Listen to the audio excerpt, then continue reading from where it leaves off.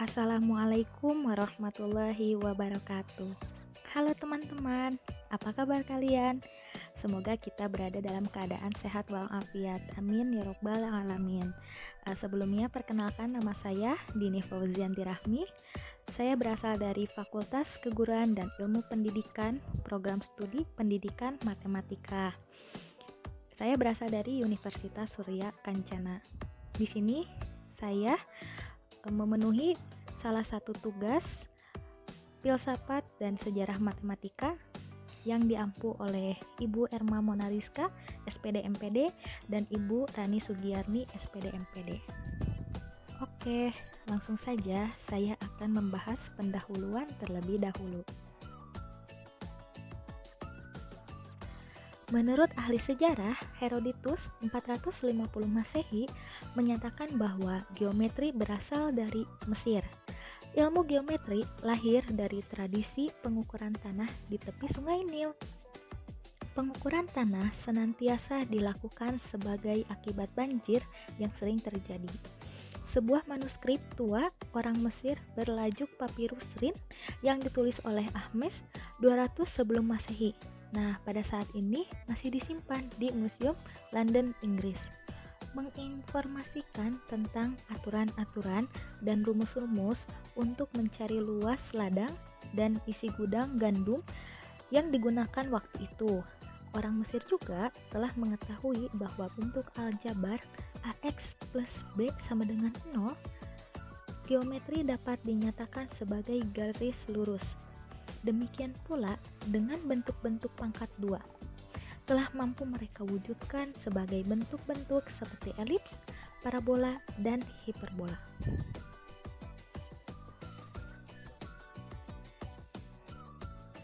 Pada awal abad ke-17, terdapat dua perkembangan penting dalam geometri.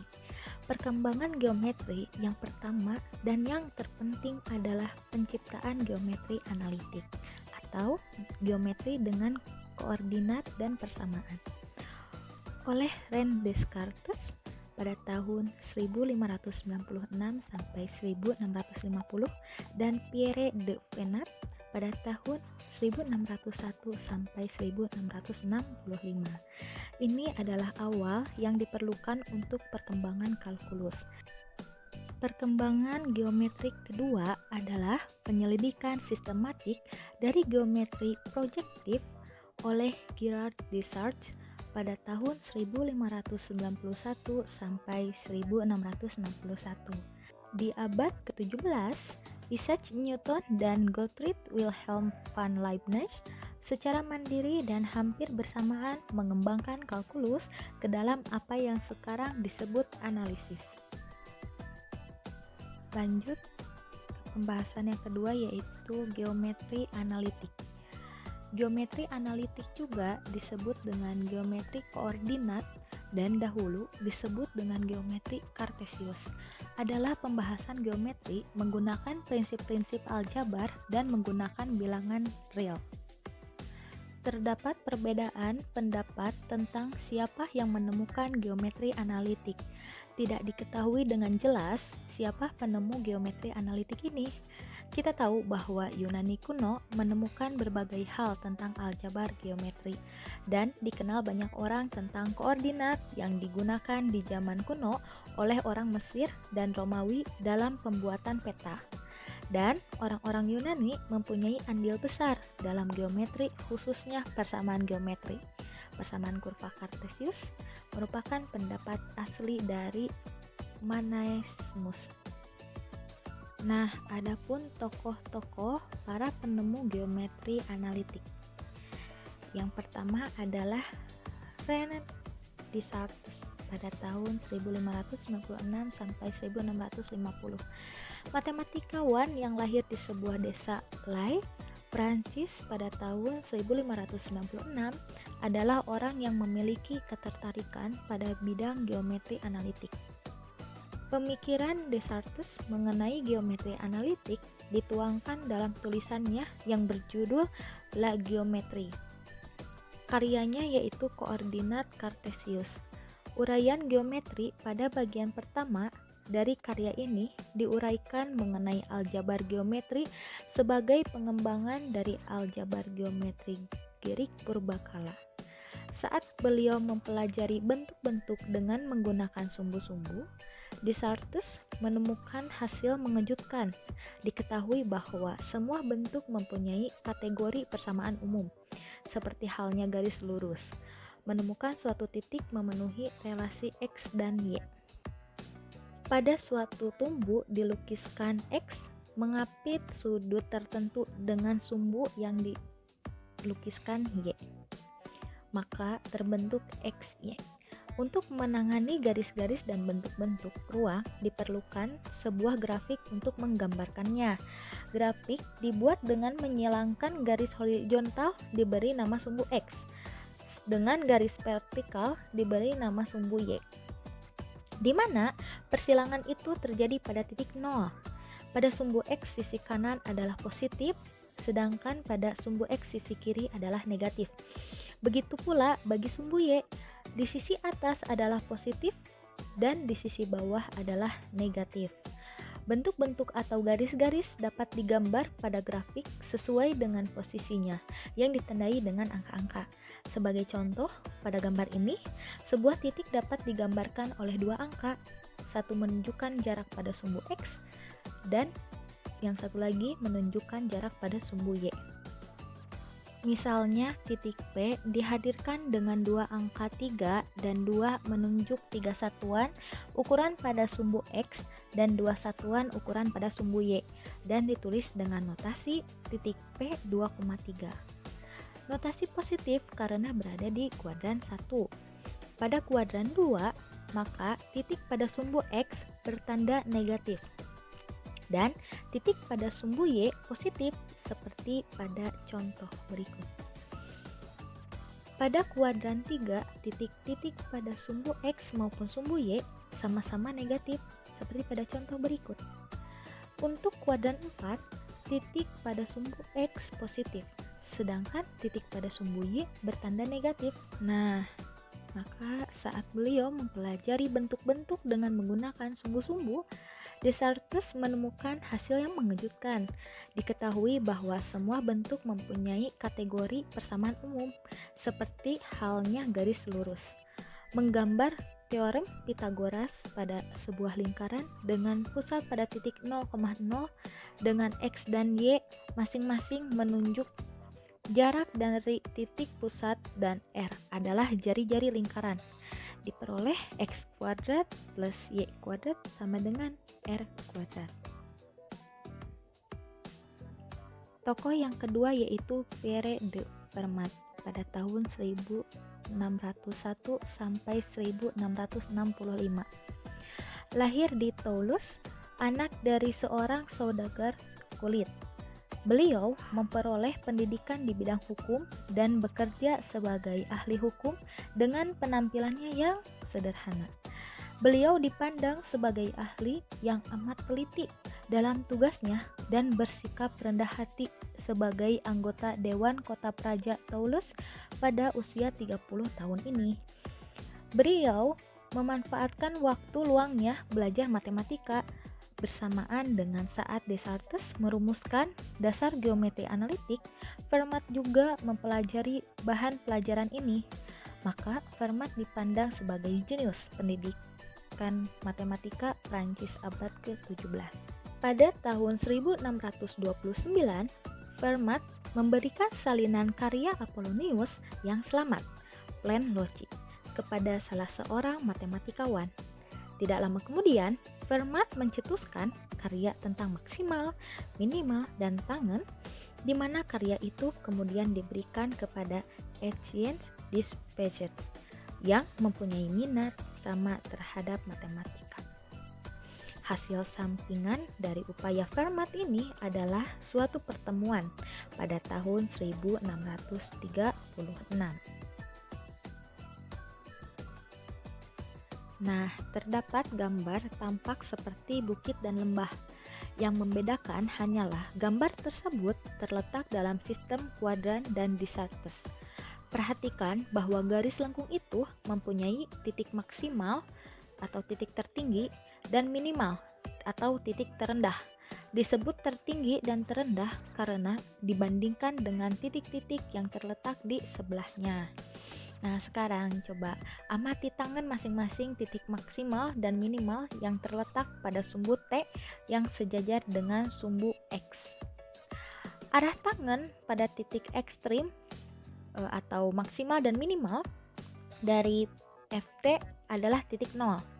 Apabila kita mencari titik ekstrim dari fungsi FT, maka kita dapat menyelesaikan problem arah. Untuk kurva Y sama dengan FT, dan tentukan bahwa arah untuk titik T, Y sama dengan 0. Bila arah itu diekspresikan dengan notasi aljabar. Hal ini sangat penting guna menemukan nilai T yang sesuai dengan titik ekstrim.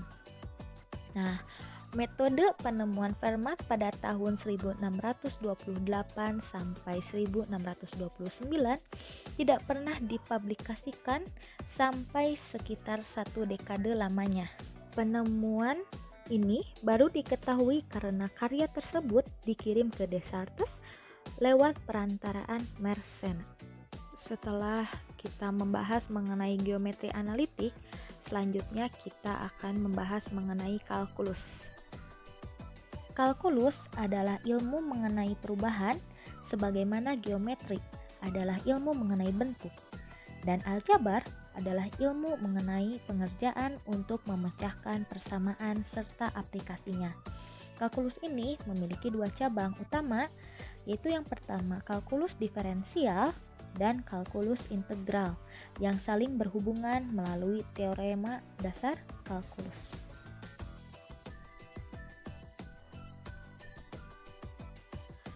Sejarah perkembangan kalkulus bisa ditilik pada beberapa periode zaman, yaitu zaman kuno, zaman pertengahan, dan zaman modern.